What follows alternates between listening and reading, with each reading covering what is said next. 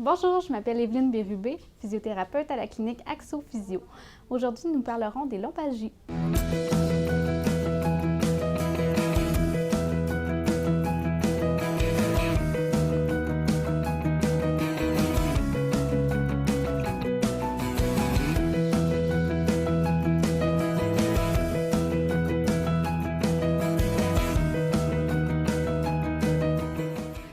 Environ 80% des gens vont souffrir de maux de dos un jour ou l'autre dans leur vie. En faites-vous partie? Les maux de dos, les maux MOTS et les maux MAUX sont très fréquents en lombaire et ils proviennent toutes de causes différentes. On vous a peut-être parlé de lombalgie, lumbago, tour de rein, arthrose lombaire. Ce sont tous des mots pour décrire le même problème qui est une douleur au bas du dos. Ou peut-être qu'on vous a parlé de sciatalgie, de hernie discale, de douleur sciatique. À ce moment-là, c'est que votre douleur dans votre dos descend aussi dans votre jambe. Les maux de dos sont très fréquents, mais par contre, les causes sont très variées. Il y a autant de structures dans la colonne vertébrale qui peuvent être atteintes que de causes de votre douleur lombaire. Donc, si on regarde la colonne, on va y aller comme ça.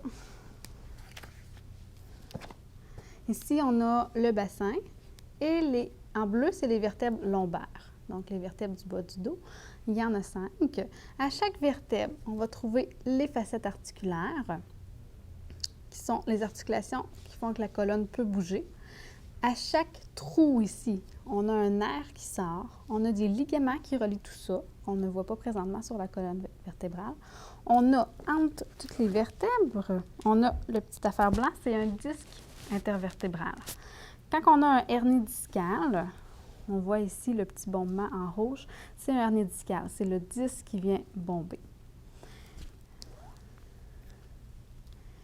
On a ici tous les muscles qu'on voit ici en rouge sur la colonne qui peuvent être atteints. Il y en a beaucoup d'autres qui vont remplir tous les espaces qui peuvent aussi être atteints. La cause la plus populaire des maux de dos est traumatique, c'est-à-dire que c'est secondaire à un faux mouvement. Le faux mouvement qui est le plus souvent en cause des douleurs lombaires, c'est le mouvement combiné de flexion et rotation. Par exemple, la personne qui va se pencher pour pelleter, ramasser une boîte sans plier les genoux.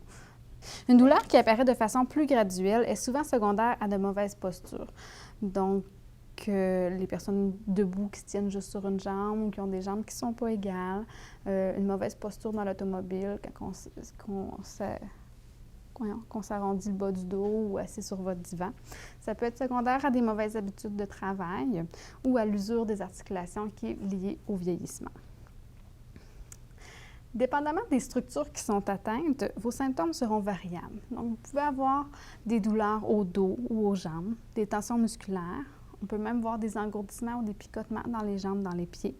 On peut voir des pertes de force, de sensibilité dans les jambes. Vous pourriez dire aussi que vous avez de la difficulté à vous lever de votre lit. Donc, quand vous êtes assis, c'est important d'aller chercher une bonne lordose lombaire et non de s'asseoir comme ça.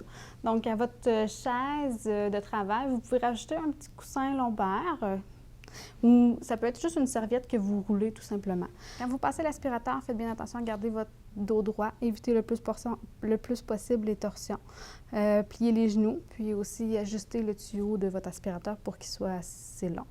Quand vous soulevez une charge, c'est important de ramener la charge le plus possible contre vous pour la ramasser et surtout de toujours éviter les torsions. C'est seulement par un examen approfondi de la mobilité, la force et d'un examen neurologique que peut être déterminé le niveau et la structure atteinte.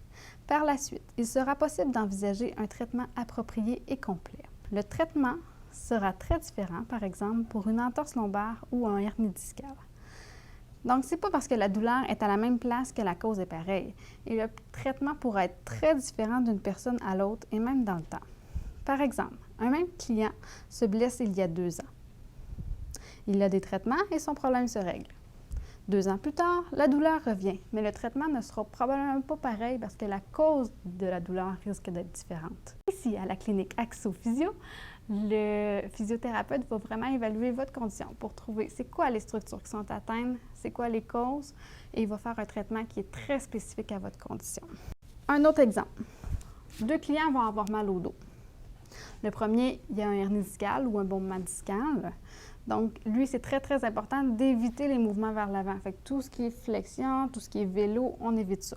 Le deuxième, il va avoir une douleur facétaire, donc une douleur des petites articulations là, en arrière. Donc, si lui, on va lui donner justement des exercices vers l'avant pour venir dégager. Donc, le vélo va être très bien pour lui. Donc, imaginez ce qui arriverait si le premier faisait les exercices du deuxième, ça ne peut pas fonctionner. La physio est la personne la mieux formée pour démystifier la cause de votre douleur et vous guider vers un traitement approprié. À la maison, ce que vous pouvez faire pour vous soulager, si la blessure est récente et si vous en ressentez le besoin, c'est-à-dire que la douleur est très forte, vous pouvez rester allongé pour un maximum de 24 à 48 heures. Donc, on conseille le repos dans les premières heures, mais ça ne veut pas dire de rester nécessairement alité pour tout le monde. Il y a des gens qui vont être capables de fonctionner normalement quand même, alors on continue de fonctionner, ça garde les muscles actifs. Ce qui pourrait arriver si on reste trop longtemps alité, d'ailleurs, il y a beaucoup d'études qui ont démontré que passé 48 heures, le repos au lit était déconseillé car le dos devient ankylosé et les muscles qui protègent le dos deviennent très lâches.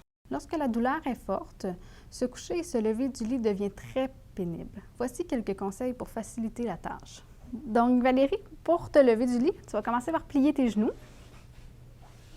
Ensuite, tu vas pouvoir tourner comme dans un bloc sur ton côté, comme ça. Excellent. Et on sort les pieds du lit et avec les mains, on vient pousser. Donc, vous voyez, tout le long, le dos est resté dans la même position. Le dos est muni d'une ceinture abdominale stabilisatrice naturelle qui fait le tour de l'abdomen. Donc, elle part du dos et vient jusqu'en avant. Beaucoup de gens pensent que le fait de faire des redressements assis va renforcer leur dos, mais c'est tout à fait faux parce que le six-pack, comme on dit, qui fait les redressements assis, il est juste en avant, il ne fait pas le tour. Donc, pour vraiment faire des exercices stabilisateurs, ça va être des exercices qui demandent beaucoup plus de concentration. Il existe aussi des ceintures lombaires que vous pouvez en trouver en pharmacie.